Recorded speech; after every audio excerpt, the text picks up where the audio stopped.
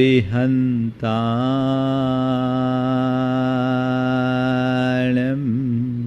नमो अरिहन्ताणम् नमो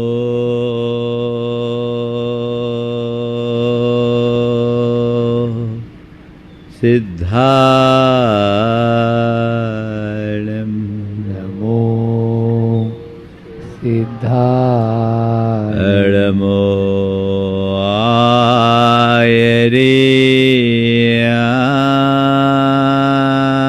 आयर्याणम् नमो आयर्याणम् नमो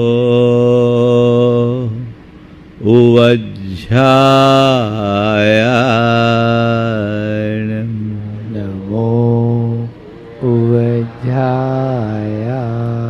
नमो लोये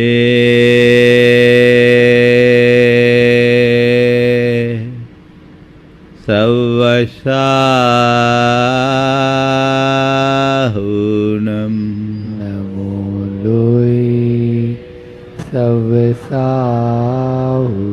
एषो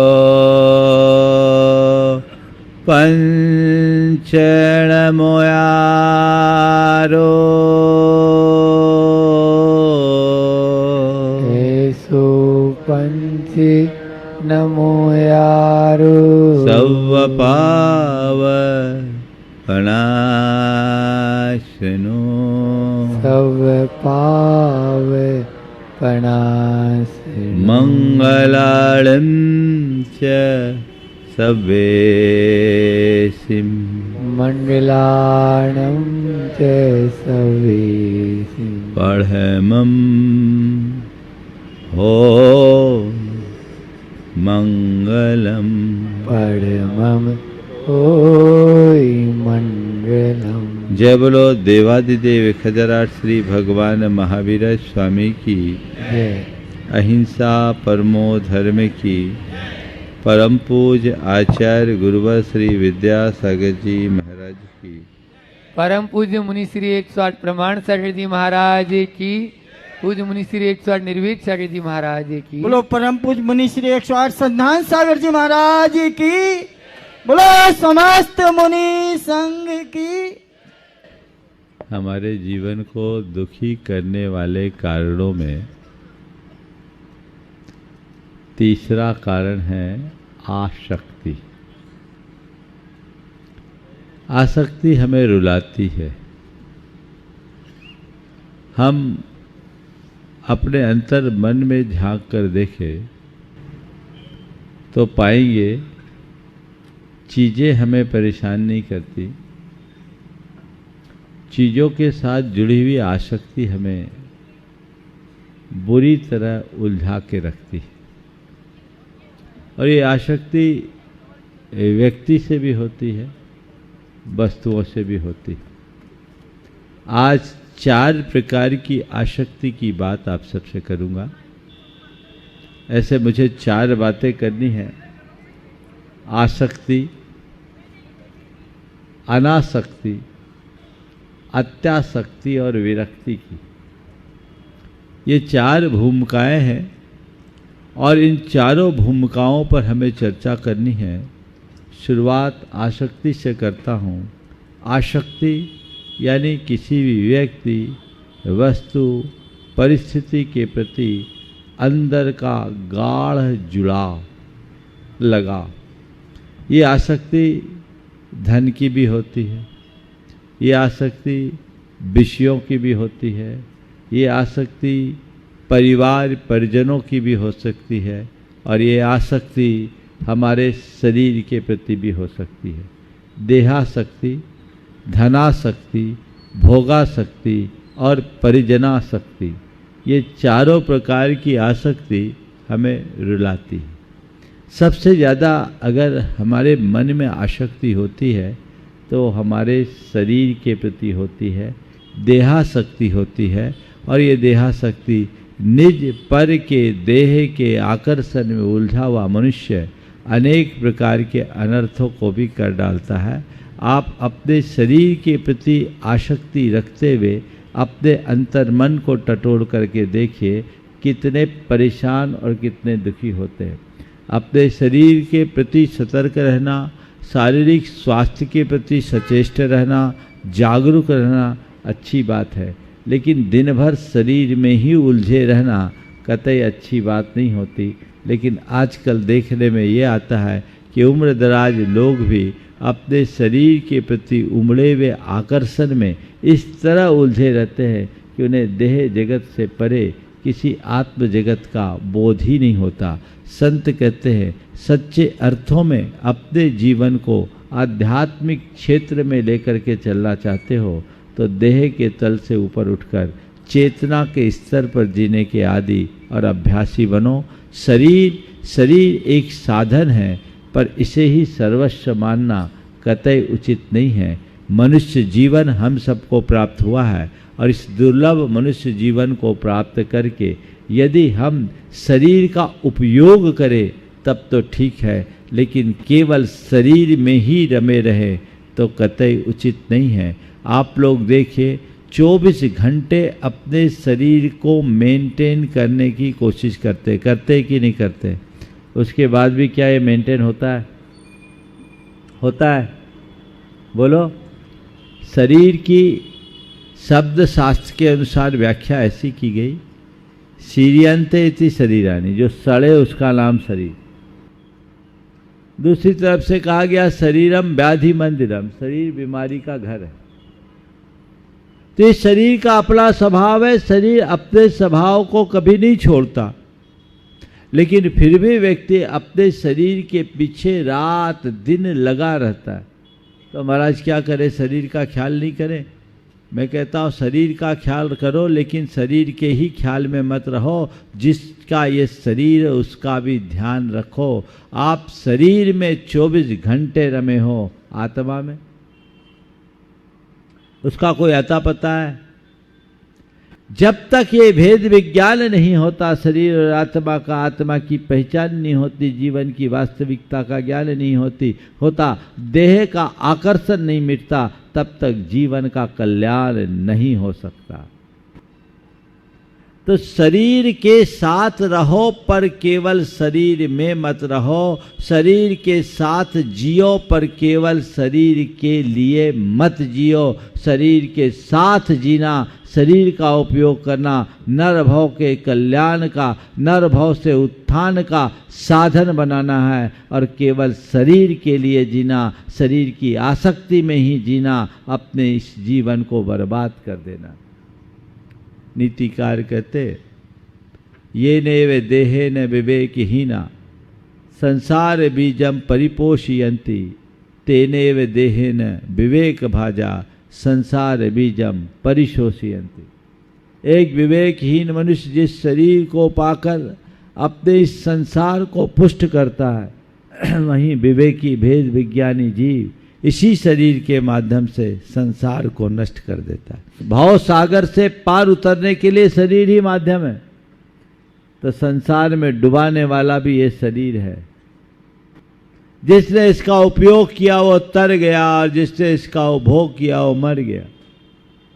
शरीर के प्रति जागरूक रहना, अपने शारीरिक स्वास्थ्य को संभाल कर रखना अच्छी बात है, लेकिन शारीरिक स्वास्थ्य भी अपने आत्म स्वास्थ्य के लिए होना चाहिए। अपनी आत्मा की तरफ दृष्टि रखते हुए जब व्यक्ति अपने शरीर को मेंटेन करता है तो उसमें कोई हर्ज नहीं, लेकिन आत्मा को ओझल करके केवल शरीर में ही रमा रहता है तो उसका कुछ लाभ नहीं।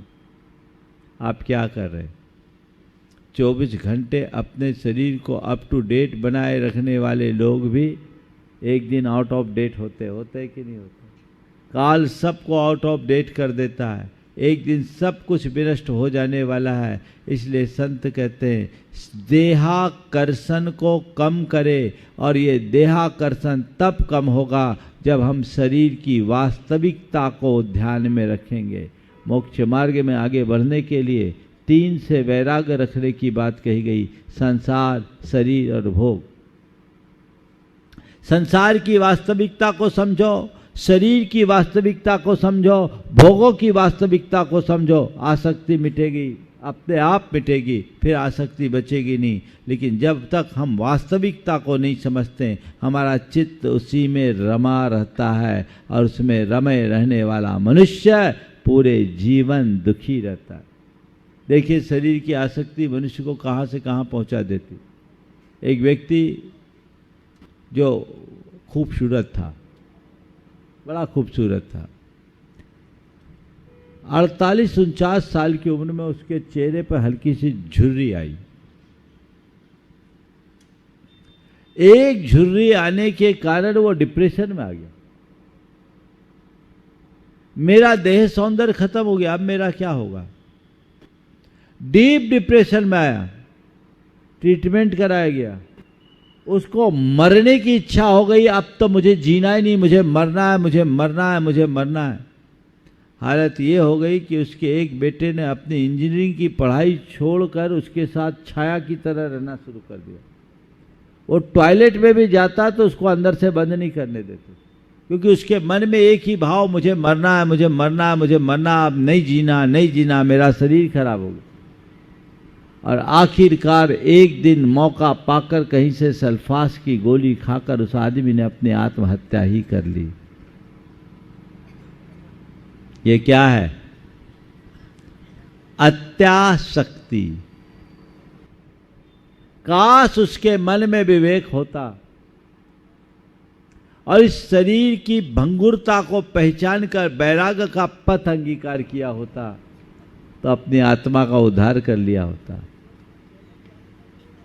हमने पुराणों में सुना है, शरद कुमार चक्रवर्ती का शरीर कामदेव की तरह बहुत सुंदर था, लेकिन जैसे उसे पता लगा कि मेरे शरीर में कोढ़ हो गया, उसने एक पल में वैराग्य जगाया और सब राजपाट वैभव का व्यामोह त्याग कर दिगंबरत्व को धारण किया और अपनी आत्मा का उद्धार कर लिया। रास्ता कौन सा सही?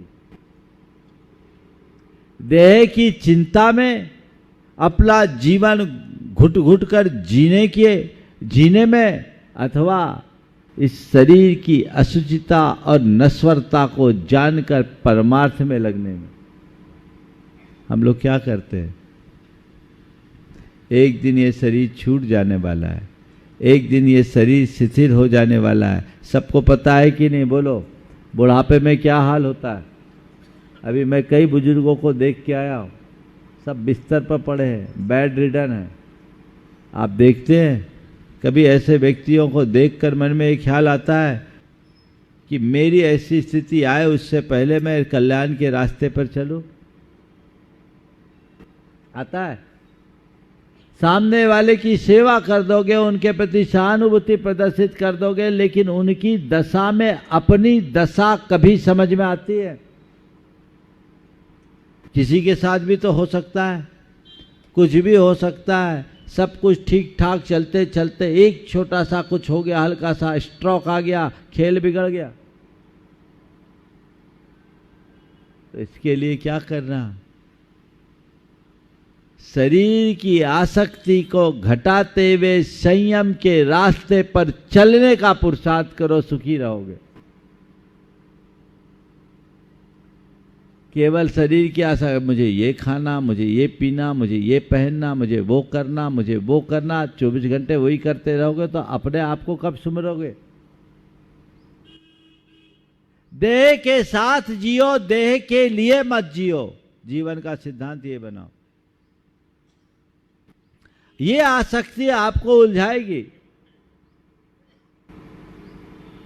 अच्छे अच्छे उम्र दराज लोग भी ब्यूटी पार्लर जाना नहीं छोड़ते। बोलो, हाँ, है ना? और अब तो इसका असर पुरुषों में भी हो गया। हाँ, क्यों? इसकी जरूरत क्या है? अंदर की ब्यूटी को पहचानने वाले के लिए बाहर की किसी पार्लर में जाने की जरूरत नहीं पड़ती। और जो अंदर की ब्यूटी को नहीं जानता, वो बाहर से कितना सच संवर ले, उसके जीवन में ब्यूटी कभी आ नहीं सकती। एक बात बोलूं, दुनिया की जितनी भी सुंदर चीजें, उनमें से एक भी इंसान के पास है? बोलो, सौंदर्य की बात करते हैं हम, जब कभी भी सुंदरता की बात करते, सुंदरता की उपमा देते, किसको देते? हमें प्रकृति सुंदर लगती है, प्राणी सुंदर लगते हैं, लगते हैं ना। देखो, आपको देखते हैं, आपको हिरण की आंखें अच्छी लगती है, मृग नयना बोलते हैं, चांद सा मुखड़ा बोलते हैं, हंस सी चाल बोलते हैं, हाँ, गज गामिनी बोलते हैं। क्या हो गया? अपने पास कुछ भी है, एक भी उपमान देने के लायक कि ये मनुष्य जैसा है? हाँ? और जिसको आप सुंदर कहते हैं, और तो और भिंडी जैसी उंगलियां, कहते हैं ना, नाम ही लेडी फिंगर।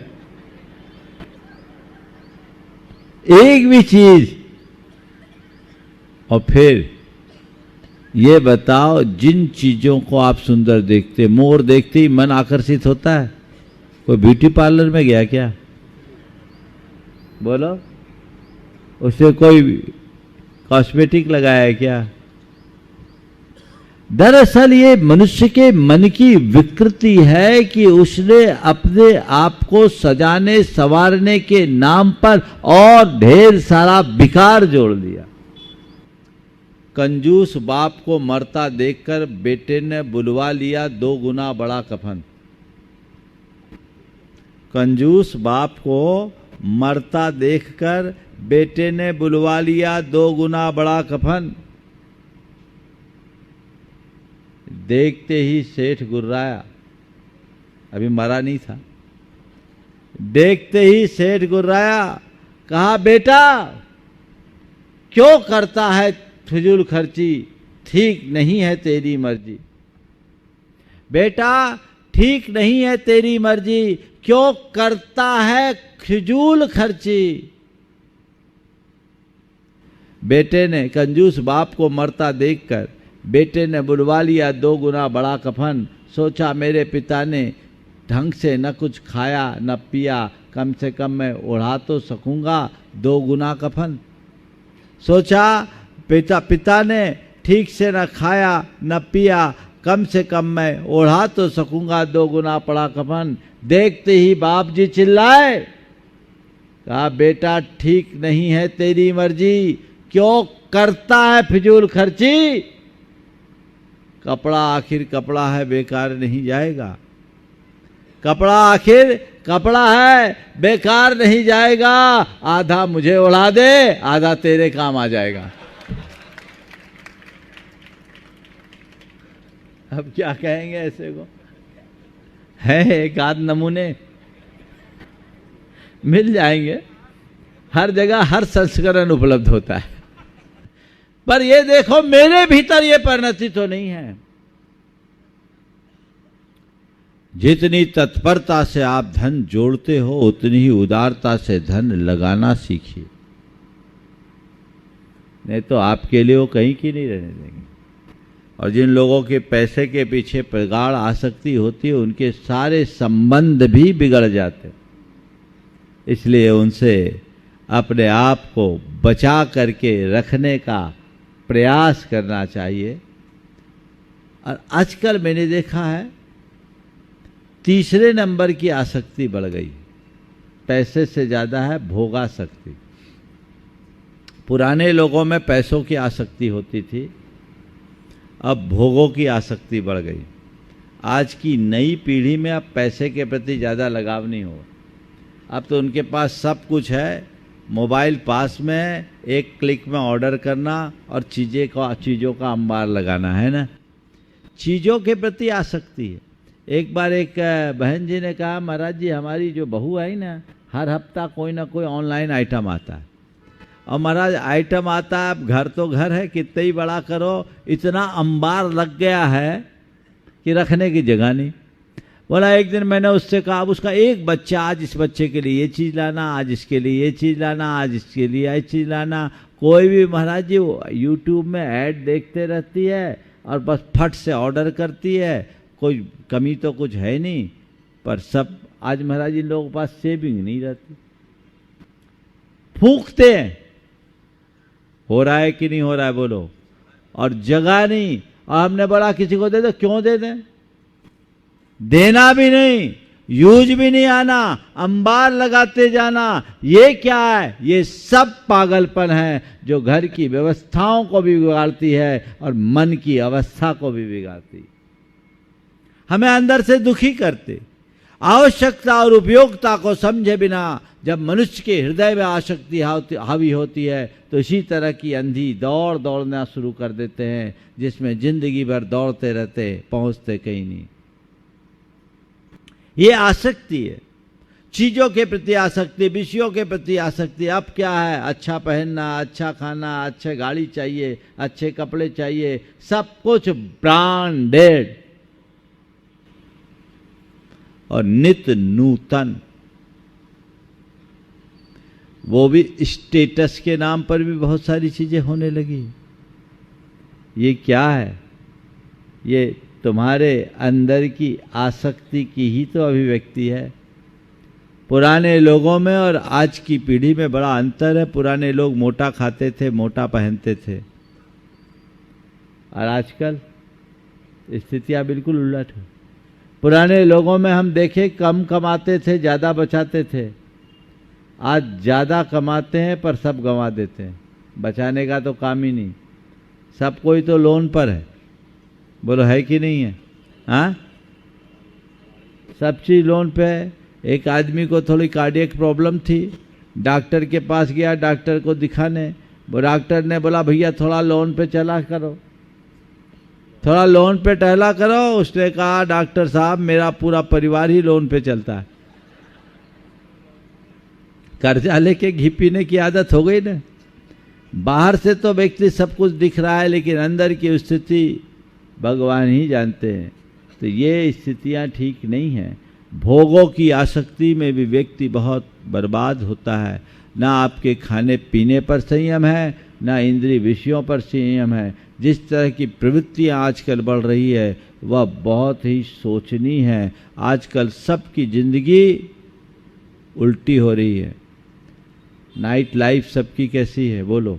आज की नई यंग जनरेशन की स्थिति कैसी होते जा रही है बोलो?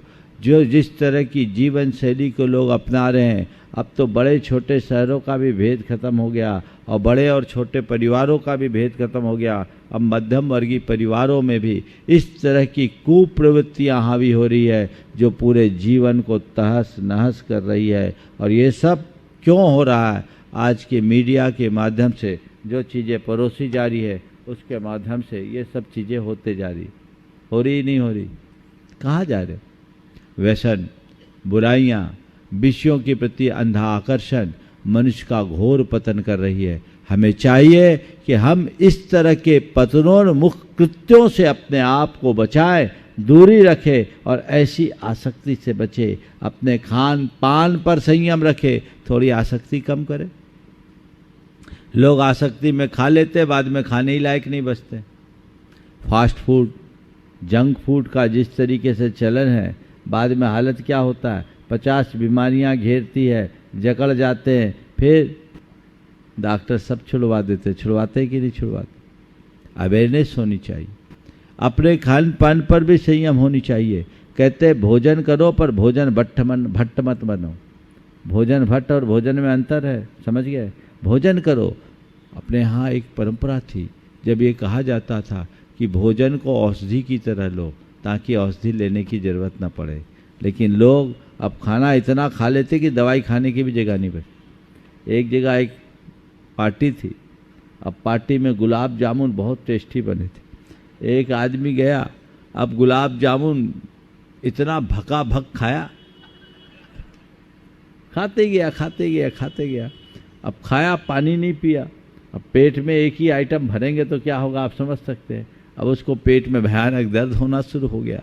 जब पेट फूला और पेट में दर्द हुआ तो एक ने कहा भैया ये टेबलेट खा ले, एक गिलास पानी पी के टेबलेट खा ले। बोले हद हो गई, इतनी जगह होती तो 2 गुलाब जामुन और नहीं खा लेते। ये क्या है? ये अत्यासक्ति है। भोजन की आसक्ति, भोगों की आसक्ति, विषयों की आसक्ति भी हमें बुरी तरह उलझाती है, जिनसे हमें बचना चाहिए। और चौथे क्रम का है परिजनों की आसक्ति, परिवार की आसक्ति। हालांकि आजकल ये आसक्ति कम होते जा रही। अब तो कोई को कोई से मतलब नहीं, क्योंकि आज की इस उपभोक्तावादी सोच ने हर व्यक्ति को पूरी तरह से आत्म केंद्रित कर दिया। अब किसी से कोई मतलब नहीं। जरूरत है तो गधे को भी बाप बना लो, और जरूरत पूरी हो जाए तो बाप को भी गधे की तरह धक्का मार के बाहर निकाल दो। ये एक दुष्प्रवृत्ति हो गई। ये प्रवृत्ति ठीक नहीं। लेकिन आसक्ति यदि किसी के भी प्रति है तो वो दुखदाई है। हमें इस आसक्ति से बचना चाहिए। एक बार आसक्ति उमड़ जाती है तो फिर कुछ दिखता नहीं, विवेक नष्ट हो जाता है। कहते हैं आसक्ति से आंख पर पर्दा आ जाता है। हमें अच्छे बुरे का विवेक नहीं होने देता। व्यक्ति जिस किसी के प्रति आसक्त होता है, व्यक्ति वस्तु किसी के प्रति आसक्त होता है, फिर उसको केवल वो दिखता है, इसके अलावा और कुछ नहीं दिखता। जब तक अंदर की आंख नहीं खुलती तब तक उसके जीवन की दिशा नहीं बदलती, और उसके पीछे व्यक्ति अपना सर्वस्व नष्ट कर देता है। एक बार आसक्ति में उलझा तो उलझा। आसक्ति शब्द ही यही है। आसक्ति का मतलब है जो आ सकती है, जा नहीं सकती, उसका मतलब आसक्ति। जो आ सकती है, जा नहीं सकती, उसका मतलब आसक्ति। बस आ गई तो आ गई, बुरी तरह उलझा गई। ये जीवन की कहानी है। इन चारों प्रकार की आसक्ति से अपने आप को बचाने का भरपूर प्रयत्न करना चाहिए। इनके प्रति हमें अंतर में जागरूकता रखनी चाहिए, तब हम अपने जीवन को सुखी बना सकेंगे। ये तो पहली बात है आसक्ति की। अब दूसरी बात है अनासक्ति की, जो सबसे अंत की बात। किसी से कोई आसक्ति नहीं, किसी से कोई लगाव नहीं।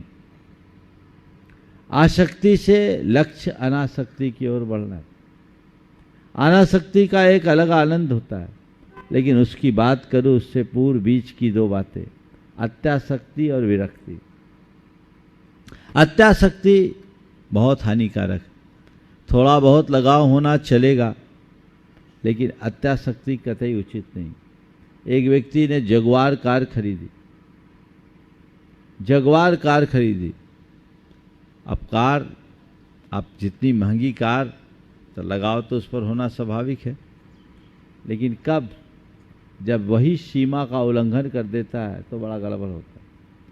उस व्यक्ति ने देखा उसका 6 साल का बच्चा कार में कुछ कर रहा था। उसे दूर से ऐसा लगा कि कार में खरोंच लगा रहा है। कार में खरोंच लगा रहा है। उसे देखते ही उसे जोर से गुस्सा आया। खरोंच कार में नहीं, उसकी छाती में लगी, और उठा करके एक पत्थर उठाया और उसकी उंगली में दे मारा। हाथ पर पत्थर मार दिया, उंगली फट गई, खून निकला। लेकिन तब उसकी आंखें फटी रह गई कि उसने देखा उसका बेटा खरोंच नहीं लगा रहा था, उसके हाथ में मार्कर पेन था और उसमें लिखा था, पापा आई लव यू।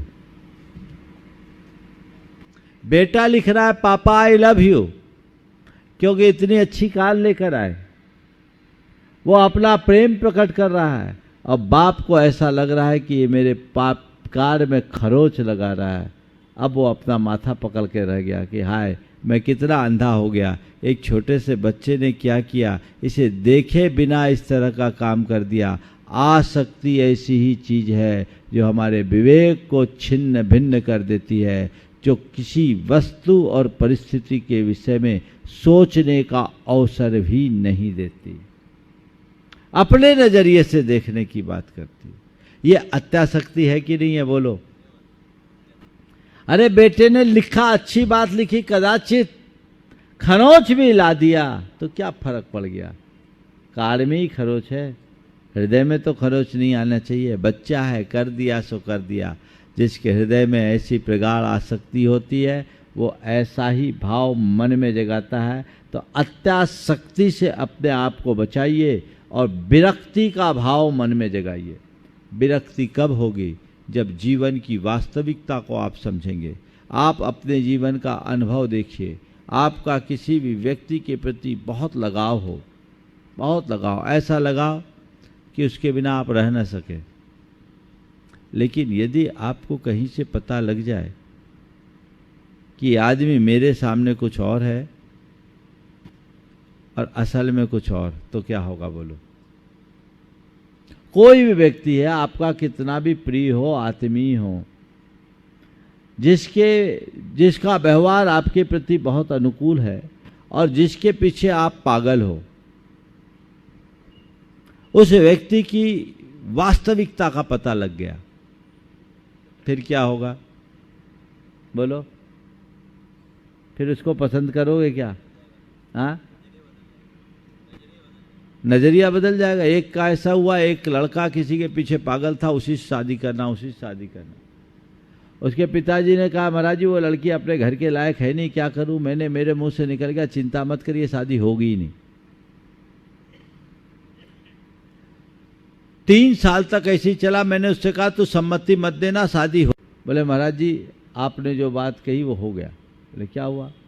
बोला महाराज जी 3 दिन पहले रात के 11 बजे ये लड़का मेरे पास आया, बदहवास सी हालत में, पापा दरवाजा खोलो। बोले क्या बात है? बोले जरूरी काम है। बोले सुबह कर लेना। बोले खोलो तो अभी काम है, अभी करना है।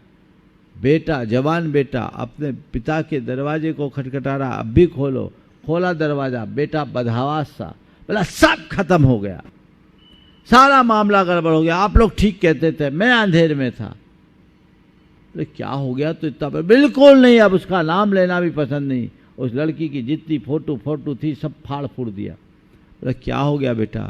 बोला महाराज पापा मुझे उस लड़की का पासवर्ड पता लग गया और मैं देखा कि अभी वो किसी और लड़के के साथ चैट कर रही थी। मैं धोखे में था, आंखें खुल गई। पापा आप लोग ठीक कहते थे, अब मुझे उसका नाम लेना भी स्वीकार नहीं है। आप जिससे शादी करना चाहते कर दीजिए। महाराज जी आया, 2 दिन पहले बोला, मैंने 2 दिन वेट किया कि ये ठीक हो जाए। अब तो ये रट लगा रखा है और यही आपके पास लेकर आया, आप आशीर्वाद दीजिए। हो जाता है ना? तो एक तो उदाहरण है। मैं आपसे कहता हूँ अगर किसी की वास्तविकता का पता लग जाए तो उसकी सारी आसक्ति विरक्ति में परिवर्तित हो जाती है। जो दिल में उतरा होता है वो दिल से उतर जाता है ना? संत कहते हैं भैया ये जो है ना तुम्हारे सामने सब छलावा है, पर तुम्हें अभी वास्तविकता का पता नहीं, इसलिए अच्छा लग रहा है। वास्तविकता को समझो, जीवन के यथार्थ को समझो। धन संपदा नश्वर है, भोग की सामग्री तृष्णा को बढ़ाने वाले हैं, परिजन सब स्वार्थ के साथी हैं और शरीर असुचिता का पिंड है। जिस दिन इस वास्तविकता का पता चल जाएगा तुम्हारी आसक्ति विरक्ति में परिवर्तित हो जाएगी। होगी कि नहीं होगी बोलो? लेकिन आप छलावे को सत्य मानते हो, इसीलिए धोखा खाते हो। तो इस आसक्ति को विरक्ति में बदलिए और विरक्ति जब आए पूर्ण विरक्ति के साथ जियो तो जियो, कोई बात नहीं। लेकिन जब तक तुम बैरागी न बनो कम से कम अनासक्ति से जीने का अभ्यास तो करो। अर्थात इन सब के साथ रहते हुए भी इनमें ज़्यादा चिपको मत। ये मान करके चलो कि ये सब संयोग है, संयोग से मेरे पास हैं, मेरे नहीं हैं। मैं कौन हूँ, मेरा क्या है, इसको जो व्यक्ति जाने लेता उसके मन में चीज़ों के प्रति फिर प्रगाढ़ आसक्ति नहीं होती। वो आनंद के साथ जीता है, उन सब संयोगों का उपयोग करता है, उपभोग करता है, पर उनमें उलझता नहीं। हम उपयोग करें, उपभोग करें, अपने आप को उलझने से बचा ले, हमारे जीवन का काया पलट होगा। अनासक्ति से जिए। आसक्ति से जीने वाला उलझ जाता है, अनासक्ति से जीने वाला आनंद में जीता है। देखिए आसक्ति और अनासक्ति कैसी होती। गणेश प्रसाद जी वर्णी, उनकी धर्म माता चिरोंजाबाई थी। सोनागिर में पंच कल्याणक विधान कर रही, वर्णी जी साथ में। तभी मालूम पड़ा कि उनके घर में, बरुआ सागर पास में ही है सोनागिर के, रात में डकैती हो गई और चोरों ने पूरा घर खोद डाला। दरोगा ने खबर भेजी कि आए अपना बयान दे ताकि उसके आधार पर पड़ताल की जा सके, क्या जाए क्या न जाए। विधान चल रहा था। चिरोंजाबाई तक ये सूचना पहुंची, वर्णी जी साथ में थे। सब चला गया, आप आओ, आके बताओ ताकि पता लगा सके क्या क्या गया। चिरोंजाबाई ने सुना और एक ही वाक्य कहा, जो मेरा है वो जा नहीं सकता और जो जाएगा वो मेरा हो नहीं सकता। जो मेरा है वो जा नहीं सकता और जो जाएगा वो मेरा हो नहीं सकता। अब ले गया सो ले गया, मैं पंच कल्याणक नहीं छोड़ूंगी। 2 दिन ये और रुक के पंच कल्याणक विधान पूरा करूंगी और मेरी ये प्रतिज्ञा है कि सब कुछ जाने के बाद जो बचेगा वही मेरे परिज्ञा परिमाण की सीमा है। अभी कुछ अता पता नहीं क्या बचा क्या नहीं बचा। मेरी ये प्रतिज्ञा है कि जो बचा होगा वही मेरे परिज्ञा परिमाण की सीमा है। वर्णी जी ने लिखा कि मुझे भी एक बार लगा कि ये क्या हो रहा है, लेकिन चिरोंजाबाई महाधर्मात्मा थी, अनासक्ति के साथ जीने वाली, अपने पुण्य पाप पर भरोसा रखने वाली। पूरा विधान होने के उपरांत वो गए और वहाँ गए तो ऐसा संयोग बना कि चोरों ने पूरा घर खोद डाला, पर जहाँ असली माल था उधर नजर ही नहीं गया, सब सुरक्षित रह गया।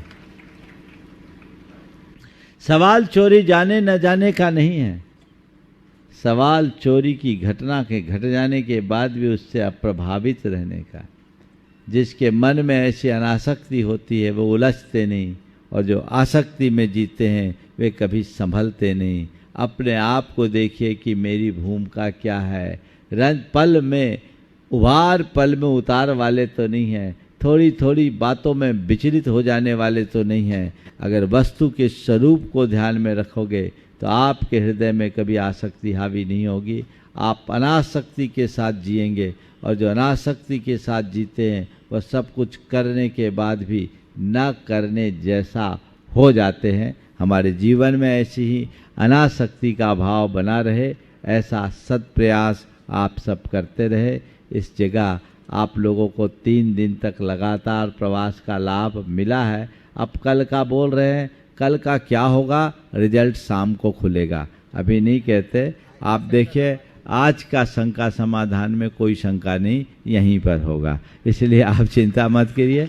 आज का और दोपहर में आज गुमास्ता नगर, सुदामा नगर और इंद्रलोक कॉलोनी के जिनालय के दर्शन के लिए हम लोग यहाँ से 2 बजे ठीक 2 बजे यहाँ से हम प्रस्थान करेंगे। आप लोग उससे पहले आएंगे और हम लोग तीनों जिनालयों के दर्शन करके यहाँ पर आएंगे। समय आप सबका हो गया है, यहीं पर विराम। बोलिए परम पूज्य आचार्य गुरुवर श्री विद्यासागर जी महाराज।